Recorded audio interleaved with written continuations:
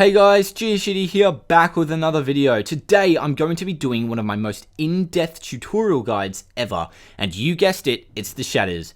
But before I get started, I should first say that this is a very difficult dungeon for the inexperienced, and it is highly likely that you'll die if you don't know what you're doing. It's also recommended on the wiki that you should be at least 4-8 before attempting, but obviously no one's really going to care about that because if you know how to do it, you can be unmaxed and easily complete it. So that's really kind of irrelevant if you know what you're doing. There are also many different ways to successfully complete this dungeon. However, there are some strongly recommended ways to complete it, which is basically what I'll be covering in the video, as well as some enemy types, formations, damage types, debuffs, and some just handy tips that I've picked up along the way. It's also important to note that I myself aren't the best at this dungeon, and I've actually had to learn a lot of stuff along the way, which has actually helped me, but I just want to give this to you. So there are obviously others who are far more qualified to talk about and give advice on this dungeon, so if I miss anything, which is likely, please help everyone out by commenting below. Thanks. So I'm sure all of you already know that the Shatters dungeon drops from the Avatar of the Forgotten King, which is an event that randomly spawns in a realm. Once you're in the dungeon, you'll be presented with a really small room, and then you'll be required to destroy a switch to basically enter the first section of the dungeon. Now, by this point, you need to know a couple of things. This first room is not procedurally generated and will always have the same structure and layout. So that basically includes the switch locations as shown by the numbers 1, 2, 3, 4, and 5, as well as the enemy spawn locations shown by the red dots. Now, these spawn locations, however, are subjected to RNG and have a random chance at spawning any of the 6 enemy formation types, as shown here. So what you can see is the 6 different types of enemy formations that you can get. They vary in difficulty because the general rule in the Shatters is red is good, blue is bad because of the different ways that the enemies attack. So blue is generally a lot worse than red, so the higher amount of reds you have, the easier it's going to be. So as an example, this one could spawn here, this one could spawn here, and it's just completely random. So you could either get all of them this or all of them that. So it's highly random, with the only exception being a titanium tower spawning at the enemy formation allocated number 1 here. So you'll always get a titanium tower spawning in this position. It's the only compulsory spawn within this entire room. I also forgot to mention that obelisks as well as titanium towers can also spawn in any of the enemy formation regions as well. Next, you need to know about the varying enemy types found within the dungeon and how to deal with them effectively. But before I do that, you need to know actually how to clear the enemies. So basically what you'll hear a lot of is the drag method, and usually one person opts to do it and gets annoyed when other people don't do it right. Basically, the best way to deal with groups of enemies within the Shatters is the drag method. So as you can see right now, we're moving really slowly towards the enemies so that we only get in range of only about one of them. So when that happens, only one of them activates. Because of this, you're actually able to clear the enemies in a safe environment, and it just helps you manage everything a little bit easier. So if you're able to do that, really it doesn't matter actually what way the enemy attacks you, as long as you've got, it's like 3-on-1 as you can see here, and this thing's getting wrecked. So this is actually a little bit later on in the video, but I needed to tell you guys this now because when you watch the footage after this, you want to know how to deal with them, and I'm basically just kind of covering over like their traits and stuff like that. But basically, as you can see, we're creeping up, trying to get to the 3rd switch. If you don't know what that is, just keep watching the video, you'll eventually find out. But this is the best way to do it.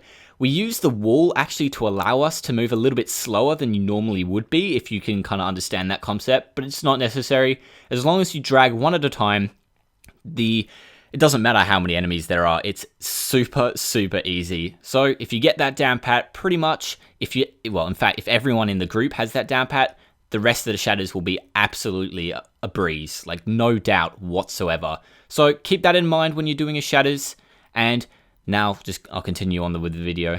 I'll first talk about the obelisk, which is basically a giant yellow mushroom. It has 30,000 HP and 65 defense, making it a pretty tedious task to kill, but with an alright sized group, probably about 5 or more people, they are a piece of cake to take down. The obelisk spawns a series of paladins that continue to spawn up until a specific amount. I'm sorry, I don't actually know what the max amount is, but if you know, put it in the comments.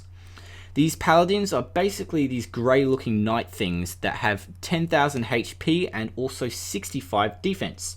It has two phases. In its first phase, it just basically walks towards you, and once you enter a 1 to 2 tile range, it will flash, regain 1.5k HP, and then shoot this crazy bullet spread, with each one of the shots dealing 75 damage. So it's definitely a good idea not to stand on top of these things, if you are not a high defense class anyway. Also in this phase, he will become vulnerable for the first time, and you'll be able to deal some damage and kill him, hopefully. Next are titanium towers. As I said, one will always spawn in this area. They kind of look like giant grey mossy mushrooms and have 15,000 HP and 50 defense, making them significantly easier to kill than the obelisks. The tower itself spawns 2 enemy types and doesn't have a cap on how many it can spawn, making it progressively hard to deal with if you take too long to kill it. Upon activation, there's a short delay before it spawns a stone knight that will charge at you and shoots a radial burst of paralyzing bullets that only deal 5 damage. The paralyze only lasts 0.7 seconds and acts more as a nuisance than any damaging effect. The other enemy spawned is the stone mage that will immediately shoot a more linearly dilated wizard staff shot pattern, with the bullets dealing 70 to 90 damage. The enemy will pursue the closest player. It then has 2 options as its phase 2. It will either shoot a radial burst of ASS looking projectiles that deal 80 to 105 damage, or it will summon spikes in a wide area around it in a random pattern. The spikes deal 120 piercing damage when walked over. Next, I'll move on to the red and blue enemy types. As well as obelisks and titanium towers, you'll find all of these enemies throughout the entire dungeon, and they don't increase in difficulty or change damage types in any way. And they actually come in 3 different classifications: mages, adepts, and archmages, with each one having their own blue and red variants. I'll first start with mages. Both types, blue and red, have 9,000 HP and 25 defense, making them pretty easy to take down. The red type in its first phase shoots a 3-shot spread of low damaging projectiles, making it super easy for melees to get in close and just deal some damage really quickly and hopefully take them down as fast as possible.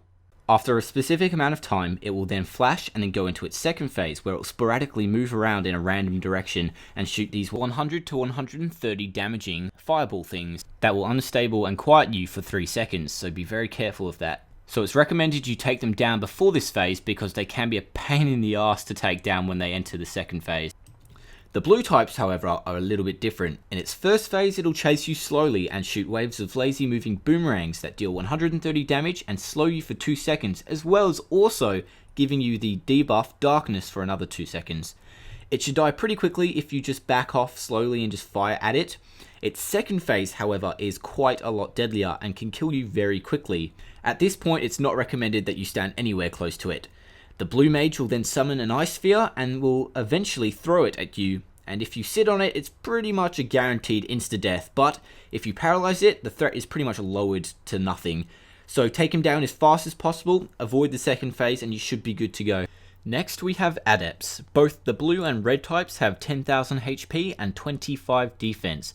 Their high HP and attacking styles make them a little more challenging to eliminate, so it's important that you try and take them down one at a time to minimize the risk. And for that matter, pretty much any other enemy in the Shatters you should take down one at a time, as it makes everything so much safer for both yourself and the group. The red type on its first phase is pretty much harmless, as it shoots fire similar to the red mages that deals 25 damage, as well as a wavy spray of fireballs that do 50 damage and both unstables and quiets you for 3 seconds. So even though it's quite safe to be close, just slowly move back to avoid the debuffs, which will be beneficial. After phase 1, however, it will flash red and shoot a fire portal. These are very dangerous, the fire ones even more so than the ice, because its shots confuse you for 4 seconds and deal a whopping 150 damage. So sitting on them is also pretty much an instant death. So if you're a melee, don't stand close and find a spot in between its shots, and you can just shoot it from in between there. It will then enter a recovery stage if it's not killed early enough, and then not shoot for 3 seconds, so that's when you can get your damage in if you are a short range class. Next we have the blue type. In its first phase, it'll chase you while simultaneously shooting ice balls that deal 150 damage, that slow you for 3 seconds, as well as inflicting darkness for 2 seconds.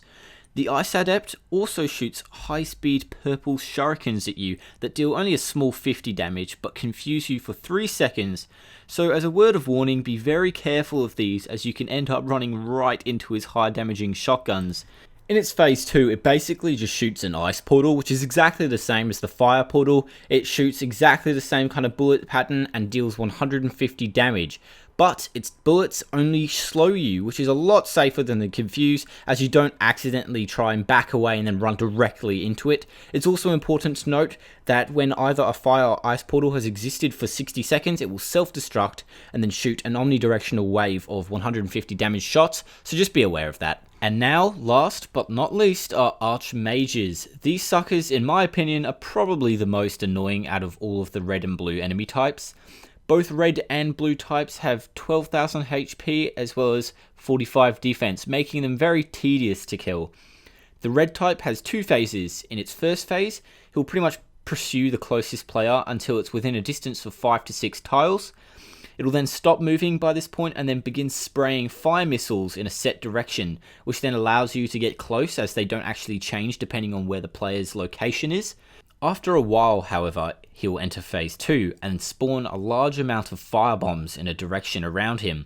If you're caught within the center, get out immediately, because when the bombs explode, they shoot a radial burst of 150 damaging projectiles.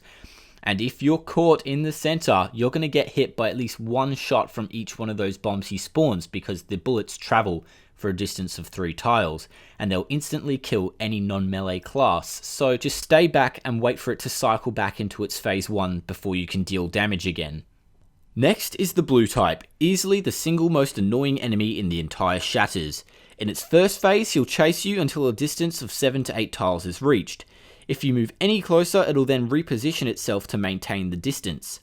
So if you're a melee, it's a huge problem as you're actually not able to get close enough to even shoot it, so it's recommended that you back it up into a wall to get close enough.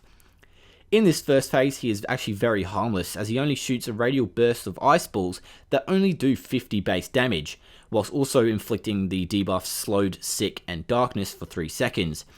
He'll also shoot a targeted blue missile that deals no damage whatsoever, but inflicts Unstable and Sick for 3 seconds. All of these debuffs make melee damage very hard, as you actually have to get very close in this phase to be able to hit him. After a while, it'll then enter phase 2 for a very brief period of time. It'll then shoot a large burst of white shurikens that deal a large 100 damage, so be careful of that, as it can hit melee classes quite hard and can even go to the extent of instantly killing a melee class. So whatever you do, just don't stand directly on top of it if you've backed it up into a corner. Okay, so now we're going to talk about how to reach the first boss. The beautiful thing about this first room is that it can be completed really safely and with very minimal enemy contact. So first things first, what do you need to do? Well, at the end of this section there's actually a blocked pathway that only opens once all the switches are destroyed.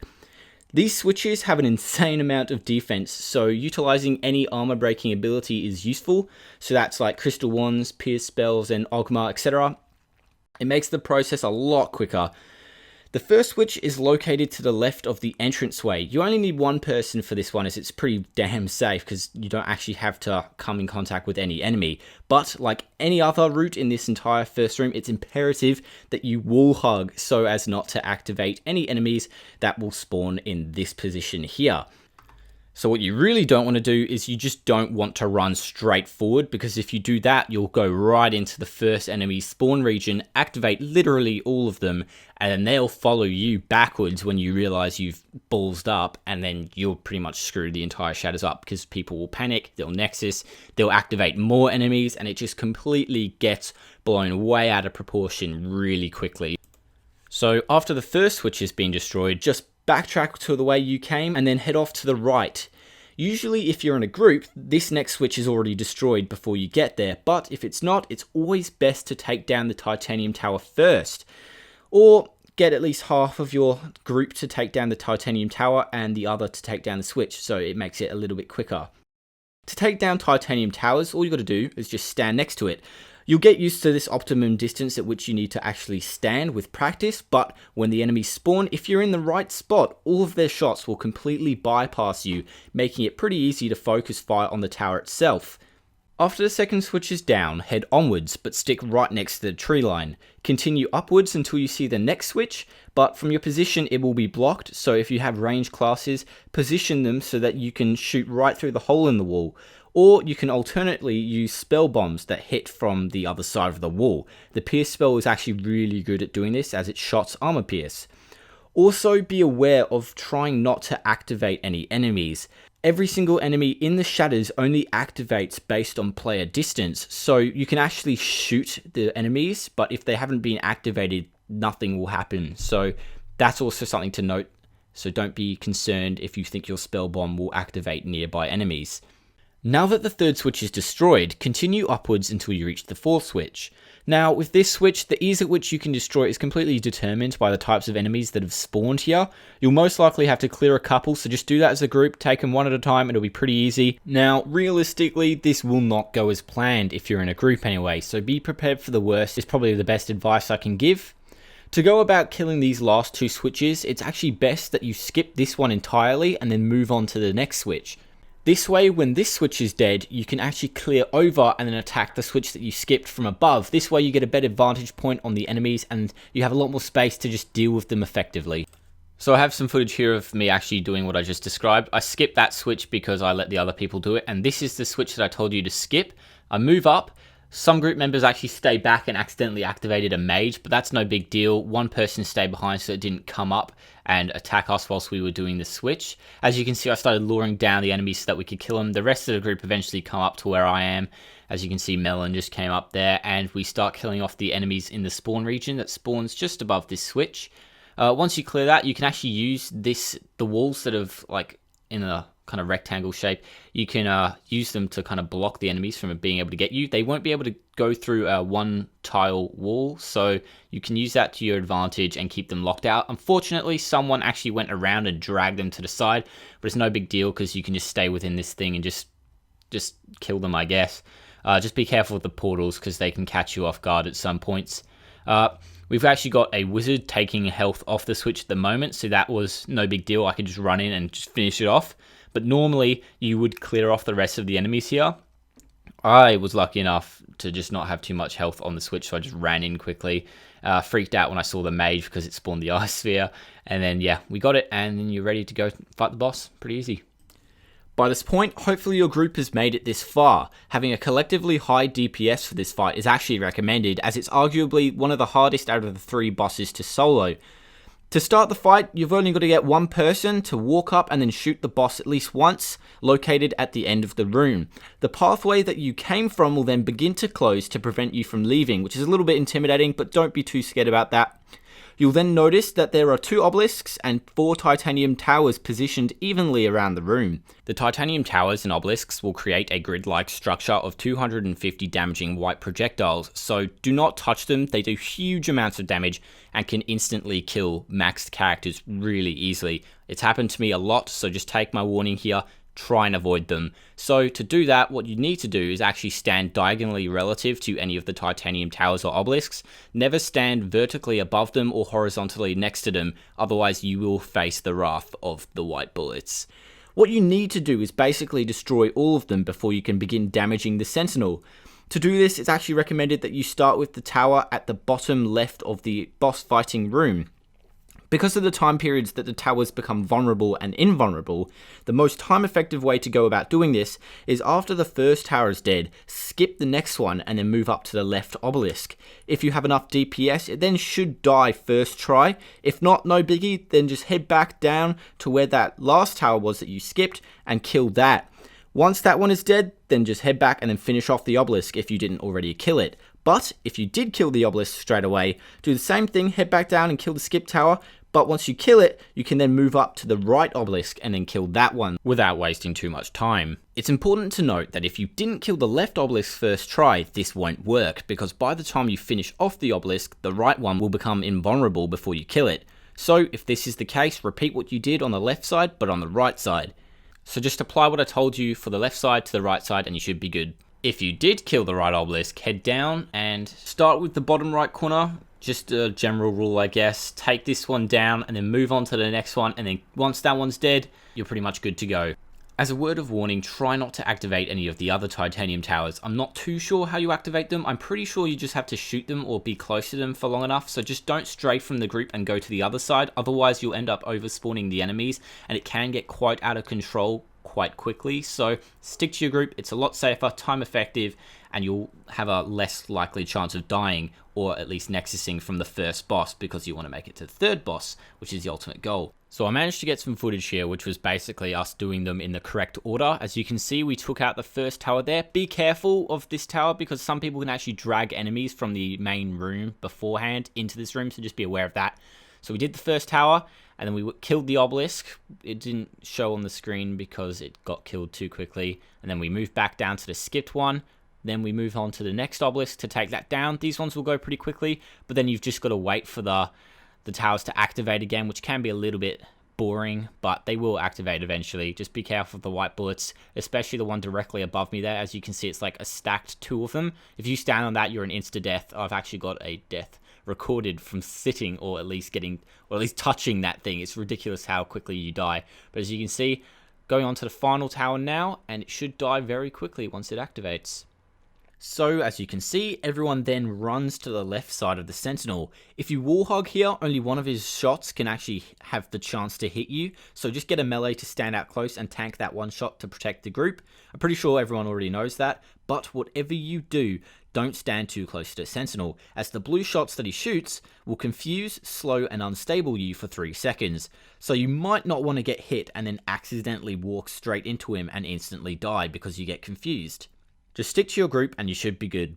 Once the sentinel has then sustained enough damage, it will say a few things, but what you've really got to look out for is the word consume. Once he says this, blow bombs will then spawn at various positions throughout the entire room. Get a melee to just stray from the crowd so that he can then lure them away safely and protect everyone else. Now you only have to deal the remaining health that the sentinel will have, and it should die pretty quickly. Upon its death, it will then spawn a test chest at the center of the room, so go there and destroy that. Once the chest is destroyed, you can then make your way up. If you continue along the path, you will eventually come across another open room. Like everywhere else in the Shatters, you'll then find spawn locations that will spawn any of the 6 formation types, as well as obelisk and titanium towers spread around the room, as shown by the red dots here. What's cool about getting to the second boss is, like the first boss, switches are also required to then proceed to the actual boss fight, but in the second section, there's actually a secret switch that will allow you to bypass an entire section that I'll explain later on. The only way to get to it though is if you have a group member who can teleport, so that's either going to be yourself or someone else in the group, or if not, then you'll have to actually go and do this third section that I'll talk about later. Then when you come across the open room, all you have to do is actually turn right and then teleport onto the tiles in the purple water and then follow them up and you'll come across a room which will contain the hidden switch. It's really safe, you just kill it, there's literally no enemies there and it's just a piece of cake. Now back to the main switches. As you can see, this room actually has 4 exit ways. 3 of them will lead to a switch and the other one to the second boss fighting room. Killing the secret switch actually allows you to completely bypass the need to even go and destroy one of these 3 switches, which is the third one, which goes down the path this way. So it's just really worth doing because it saves a huge amount of time. Now, depending on your experience level, you can either just head up to the first switch and only clear the enemies here, or you can also play it safe and clear out the enemies in the center of room. This tends to happen in public Shatters anyway because people run in and just activate everything, but like before, if you're in a group, the creeping method of just moving your way up slowly towards the enemy spawn location until only one of them is activated works best at clearing them out one at a time. Now that you've cleared out the enemies here, you can then head your way up to the first switch. After the first turn, you will immediately be presented with a room that will contain pretty much another set of enemy spawns. It's really easy to manage, just take them one at a time, and if you go and be careful with your group, you can pretty much do this safely. Usually if you get lucky with a spawn, there might be a tower and you can just pop it out, you just destroy it really quickly. And then yeah, once this room's cleared, you then make your way along here. There's actually another entrance, I don't know if you can see on the map, but it's actually just a dead end, so don't worry about that. Basically, the best way to do this, or the recommended way to do this, is you clear up the center. This way, any enemies in this center room won't be able to hit you too easily, and you can just manage it a lot easier. It doesn't get too out of control. As you can see, they're not even moving and they can't do anything. You just destroy the towers. It's really good. If you've destroyed all of these destructible walls at the beginning, there's actually another entranceway that you can go up here. Don't even bother with that, it just leads to more towers and it's unnecessary enemy contact. Just continue up this way and you should be good. So like beforehand, just start shooting up the center like always, and this will allow you to keep the enemies managed, and when you enter the next room, or the big room at the end of this like hallway, all the enemies won't be able to get to you, and it will lead to a safer kind of management of the enemies, and you can get a gist of what's going on in the next room so you can just deal with it effectively, I guess. So once you reach the end, the room will then open and then the enemies will be presented to you. It's really safe if you're just in your group because the enemy, like, you can take the shots and they can't really get to you. Just watch out for those bullets that are hitting us now. I mean, we got pretty unlucky with the blue spawns, but it's a lot worse if you have towers. Now, if there are towers there, get your long range classes to hopefully take them out. If you're in an all melee group, most of the time it's a little bit safer. You'll have to clear out some of these breakable tiles so that they can come closer to you and you can pull them down so that you can just manage them. You'll see in a bit that we start destroying some of these walls as we clear out. So as you can see, we pulled down the mage there. If you repeat this process, you can just pretty much drag all of the enemies one at a time and just kill them, and then eventually the room becomes clear enough so that you can enter it. But most of the time, the best way of doing it is actually a different method, which requires you to go to the left. So instead of clearing the entire room, you move to the left and only clear the enemies on the left side, and then you can get a position on the switch so that you can destroy it without actually having to deal with every single enemy in the entire room. Now, getting to the second switch is actually a little bit easier. When you go into this room here, there's actually a spawn region for enemies. If you're lucky, a tower will spawn, you can just take it out really quickly. We were fortunate enough to have cleared out this big room prior, so we could actually lure them out one at a time, and we'll have a big safe fighting zone for the enemies, which is recommended, which is also why I said to clear out the center of the room as well. It also helps a lot. So once you cleared out these enemies in this first room, you'll then have the opportunity to continue on. So we just almost finish off here with the last mage. Because we're melee, we can take it out really quickly. You then continue up to the next room. Basically, whenever there's just a little opening, that's when there'll be a spawn region. We were pretty lucky. There were some red enemies, and we could just tank all of their shots. Got a nice archmage there, so we can just dodge it and all that jazz. You'll then be required to do it for another room, and then you can come onto the big room. There is one spawn region for enemies just at the end, just before the switch. So you've got a little bit of space to kind of deal with them. If you're lucky, it's a tower, and you can just run up and just not even bother about the tower itself and just kill the switch, which is good. Or it's just reds or whatever. Just do the creeping method one at a time. We obviously failed there, but luckily we're both melee and we both know what we're doing, so it helps a lot. Experience also plays a huge role in your confidence at which you can do this. So obviously doing as many as you can will improve your ability to do them and deal with enemies and all that stuff. So that's good. Once you've cleared out the enemies for this room, you can just run in and then destroy the switch like we do here. If you've destroyed the secret switch as well by this point, then you can just go straight on to the second boss fight. But because we're both melee in this tutorial, we had to do the third switch. So we basically go down, and the first room is another spawn region. Pretty much there are a few spawn regions in here. But like the second switch, you just clear them out, take them, manage them as however you like, I guess. Whatever you feel comfortable with. If you have a big group, it helps a lot.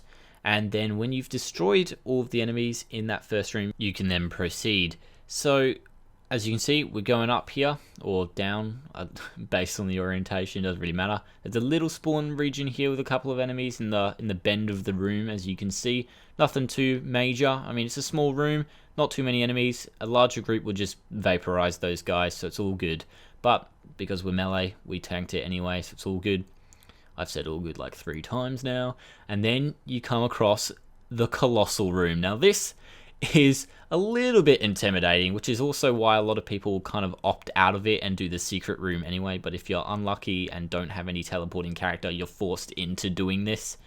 So as you can see here, I've shown where the enemy spawn regions are, as shown by the red dots. Half of which you don't actually need to worry about if this is done right, so that's a good thing. So first things first, where is the switch? Well, it's located at the far back of the room in the center. To go about clearing the enemies to get there, all you've got to do is use the creep up method to activate them one at a time, and then you just pick them off.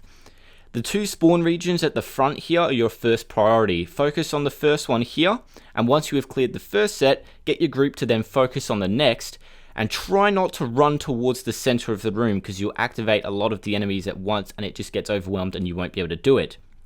Once this is dead, begin wall hugging until you reach the spawn location here.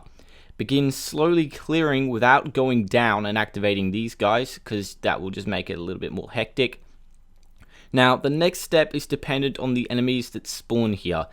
If there's a tower or they're all red enemies, you can quite happily keep wall hugging and then shoot the switch from long range, or you can get your melees to just run in because they can tank everything. But if it's a big blue spawn formation, that's where it's bad. You're going to have to backtrack and then use the space that you cleared out previously to then take them out. Once they're all dead, you can pretty much just kill the switch super easily, and then you just run back and then you're ready to go and fight the boss. So I've added in this little bit of footage. It's sped up because I just wanted to kind of get it in there. It's basically probably one of the cleanest third switch kills that I've been involved in, and I recorded it, so I just wanted to show you guys. So basically, we're hugging the wall, we're using the wall to our advantage, where it's allowing us to go even slower than normal, because you can rotate your screen, you press a key and you go slower.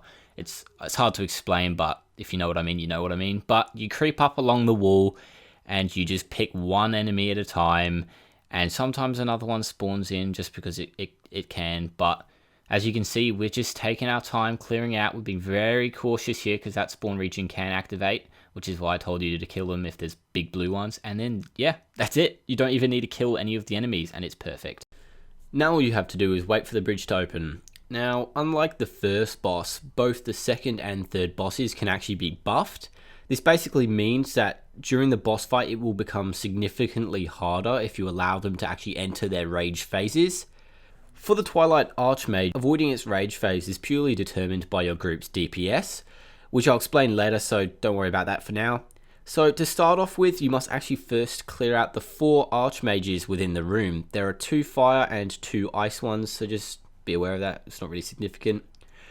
The boss will actually be inactive during this phase and he'll be sitting in the center of the room, so also don't worry about him. What you need to be careful of, however, is actually these large wagon wheel things that are actually spawned by the Magi generators, which are just the little portals in the room. There's 8 of them, 4 on each side. They're just there. They're invulnerable. You can't destroy them, so that's that. To avoid the wagon wheels and actually kill the Archmages in the room effectively, it's probably best that you actually take them either into a corner so that you can get the blue ones easy because they run away from you, or you can just lure them down into the bridgeway that you came into the boss room from. That way you don't actually have to worry about the wagon wheels at all, and you can just deal with the enemies like a little bit more safe environment. You don't have to. I mean, the wagon wheels move really slowly and it's not really too much of a hassle anyway, but if you're inexperienced and you're just struggling with dodging and stuff, it's definitely best that you take them into the hallway and deal with them with your group. Once the Archmages are killed, the Twilight Archmage will then say some random crap, and then will begin randomly selecting between fire and ice attacking phases. It's indicated by his expression beforehand, so he'll either say, burning this will suffice, or I'll freeze the life from you. If he selects the fire phase, he'll then spawn fire portals and fire bombs around the room. They're usually kind of directed sort of towards you, but that doesn't really happen sometimes. He'll also shoot these mildly damaging fire, like kind of spray coming out of his character, and only have a relatively short range.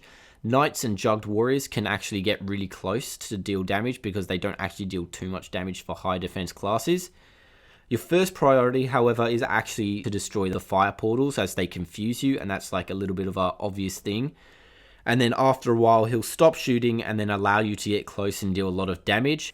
If ice, however, is picked, he'll then spawn a large version of an ice sphere around him that will encircle him like throughout the fight and occasionally jump on you, so you got to be careful of that. He also spawns ice portals around, so you also need to take care of those. So the best strategy would be to clear the ice portals first and then focus on the ice sphere and then repeat until he becomes vulnerable again in his transitioning phases.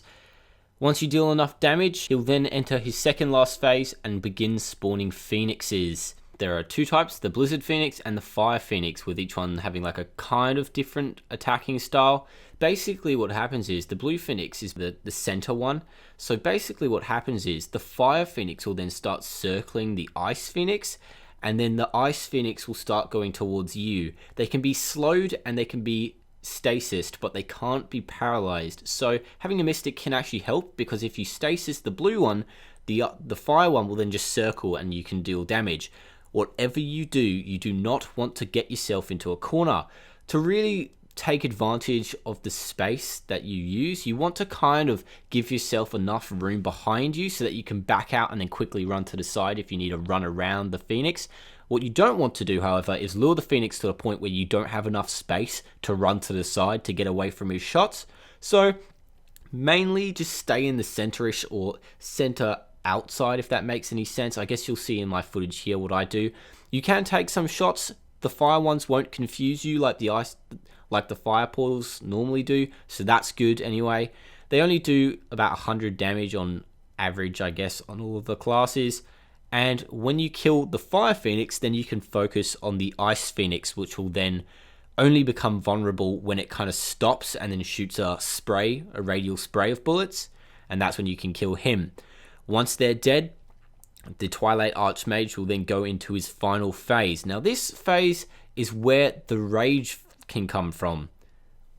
But first you need to understand how the initial part of the fight actually works. So pretty much all he actually does is cycle through moving on top of all the magi generators positioned around the room, and every time he cycles onto a new generator, he'll then shoot out 4 waves of shots that you can pretty much easily avoid. They're not too bad.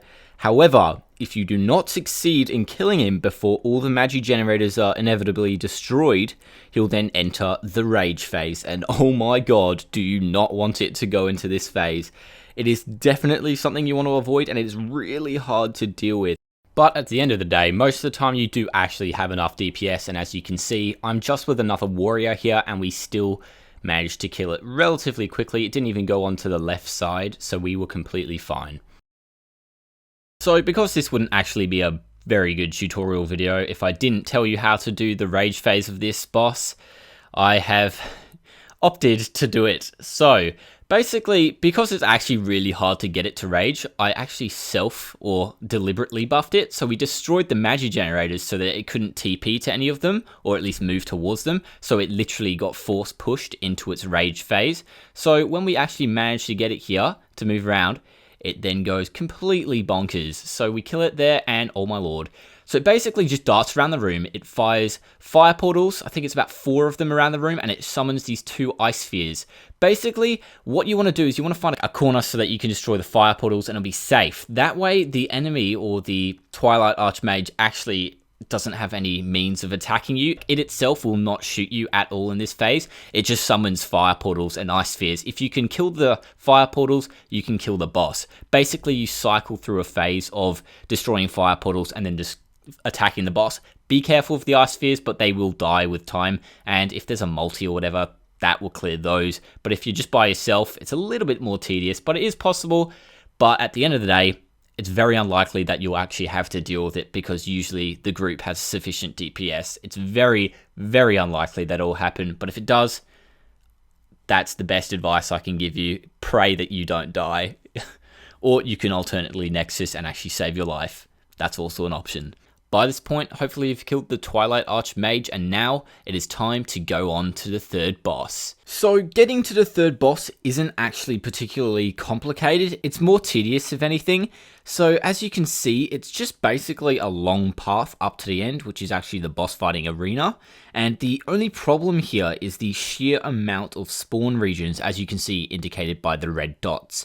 Now, don't let this intimidate you, because if you have used the creep drag method that I have shown previously in the video, it is quite safe and it will just take time. So just be patient and clear them off one by one, and you'll eventually make your way up. It's important to note that you can also lava walk here, which I'll explain a little later on, but for now, if you want to be able to clear it, this is the best option. Once you take care of the first spawn region, which will be located just before the lava room, you'll be coming across this maze network above lava. What this really is, there's no spawn regions for enemies, but what it really acts is like a nuisance when someone drags enemies from the spawn region that we're just heading to.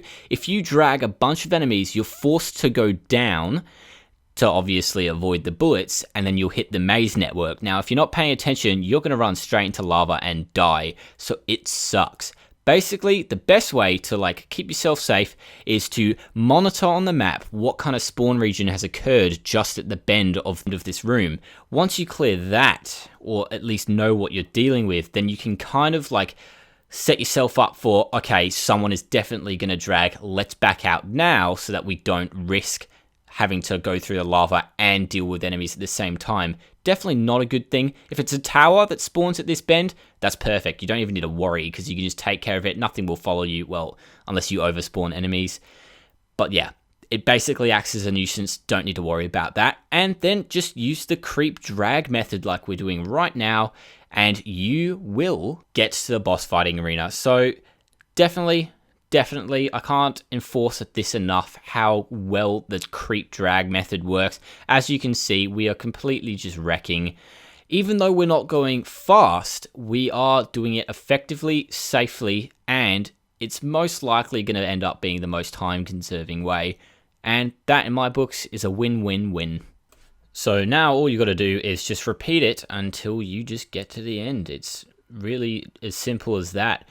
The only good thing about this is, I'll show you in a minute, but when we get up high enough, there's actually an entire section you can bypass, which is really cool. So as you can see, we're gradually making our way up, and on this last obelisk, you can see that the room actually expands outwards more. Now there is one more spawn region, which I indicated in blue in the map previously, but if you go to the side of it, all the way over to here, you can completely bypass it without activating the enemies.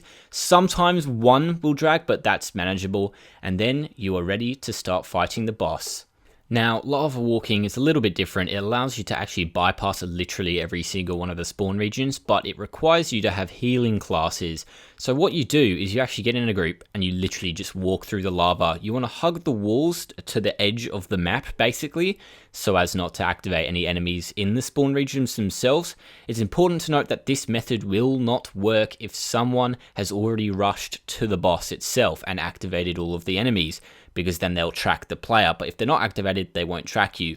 Because of this, you are actually able to heal yourself all the way up through the hot lava, all the way to the third boss, and it's safe if you've got enough mana and priests and pallies and all that stuff, but you can solo lava walk if you're on a priest or a pally, so that's fine. If you've done everything right so far, you should be set to activate the boss, but before you do that, just make sure no enemies have been dragged upwards, because that can severely impact your gameplay and your character's life. So just make sure nothing's been dragged before you activate. To activate the boss, all you've got to do is run directly up the crown in the center of the room, and the two guardians on each side of the boss room will activate. These things hit for very high numbers, so do not stand on top of them. They move pretty slowly, and you can do damage pretty easily as long as you're able to just kind of dodge the bullets, because they do move slowly. Once both of them are dead, here comes the tricky part. The crown will go to the top part of the room.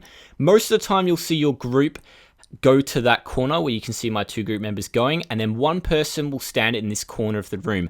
I'm trying to get my pet in the right position. This will take practice, but if you can get your pet in the right position, the enemies will go towards you, and then the pet will get stuck on the other side of the room.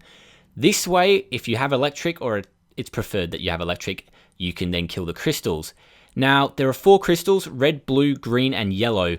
Your entire priority needs to be put on the yellow first. When you kill that, you're free to kill the other ones because they are pretty harmless. The red and blue spawn portals in the corner, you can see them up there.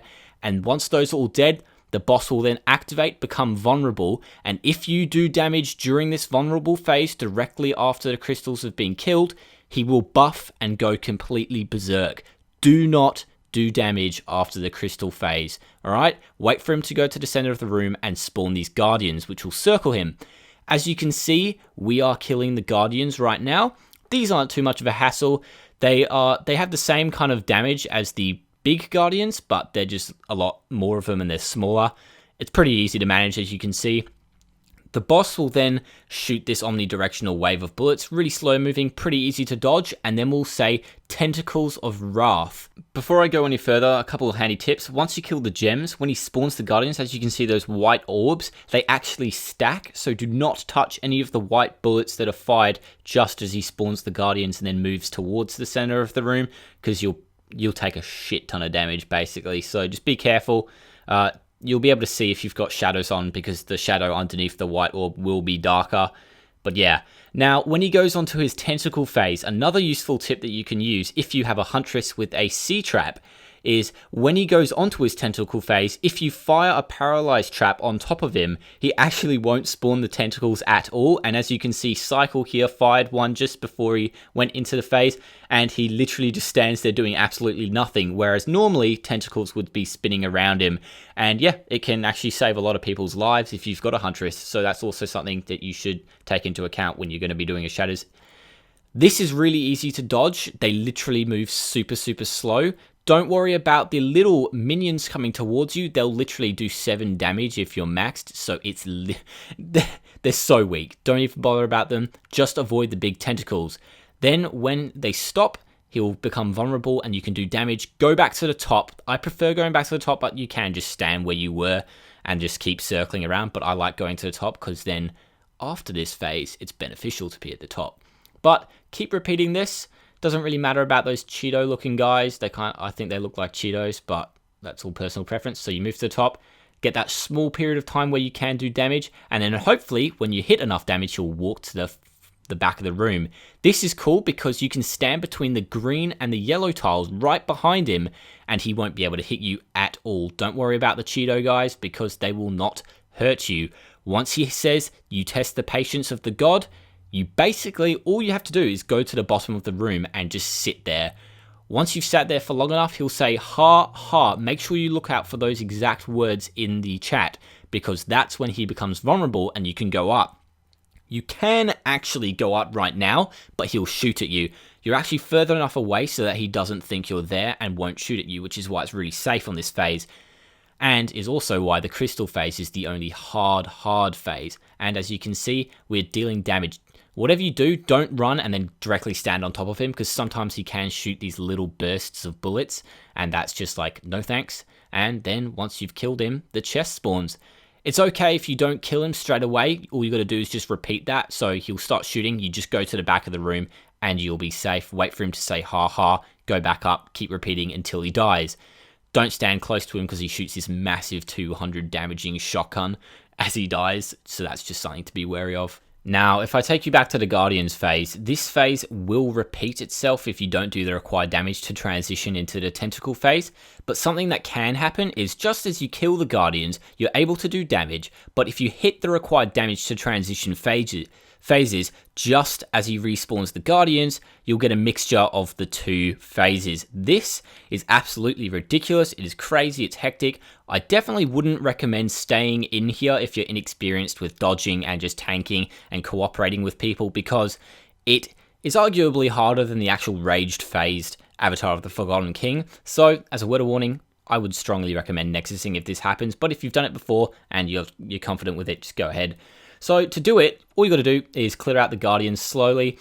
Don't worry about damaging the Forgotten King currently, because there's no point, because you've got other things on your mind. But basically, you got to kill the Guardians. Once they're dead, it basically acts as the regular Tentacle phase, because now it's treating it as just a Tentacle phase. The Guardians aren't supposed to be there. But once you kill the last Guardian, as I do very soon, he'll then be pretty much exactly the same as before. So that is just something to be wary of, because it can happen, and it most likely will happen at least once in the Shatters that you do. Now onto how you actually buff the boss and how you actually deal with him when he is buffed. So as you can see, the gems spawn. We've got 2 multis, so it did make this process a little bit quicker. I would have probably died if they weren't here, because, well, they killed the crystals for me and I got wrecked just there. But what happened unluckily is the multi at the top there, he actually buffed the avatar just as we killed the gems. And what happens is, if you recall back to just before this when I was talking about the 2 phase mixtures where the tentacles and the guardians spawn at the same time accidentally, Basically, that actually is supposed to happen here, but it happens at the top rather than in the center of the room. So it actually makes it easier because you have a lot more space to kind of deal with stuff. And because of that, it's actually not that hard. I used to think it was hard. The only differences that really occur is the Cheeto guys actually overspawn a lot more, which sickens you, and it means that your health won't regenerate as quickly. But if you clear them out, like there's literally none around, as you can see, it's fine. To get through this phase, you've got to kill the Guardians, and then you've got to damage the Avatar, and then you've got to damage him to the point where he'll say you test the patience of the god. So it might take a couple of rounds of this. It's really tedious, and it's just not worth the effort. It's pointless. The only reason I could possibly see someone deliberately buffing the Avatar is they'll deliberately do it to get people to leave, so there's more chance that they'll get something. That's the only reason I can see it.